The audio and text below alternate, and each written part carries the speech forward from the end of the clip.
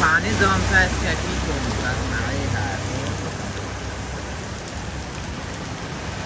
আলহামদুলিল্লাহ সৌদি আরব হাইলে আজকে প্রচুর বৃষ্টি আর সৌদি আরব বৃষ্টি হলে পানি আটকে থাকে বাংলাদেশে যেরকম বৃষ্টি হলে ট্রেন আছে ট্রেনে যে নামা যায় এদেশে নাই এদেশে আসবে দেখেন এক সৌদি কোন জায়গায় উঠে নিতে যাই হোক তো এই দেশের দিকে জায়গায় জায়গায় পাইপ সিস্টেম আছে ঢাকনা আটকাই না এই কারণে পানিগুলো নামতেছে না আর যারা রাস্তা কাজ করে তারা আর কি আয়া খুলে দিব খুলে দিলে পানিগুলো যাইবে গিয়া তো এই দেখেন পানি প্রচুর পানি জমে গেছে আর আকাশের অবস্থা একটু দেয় জম দিয়ে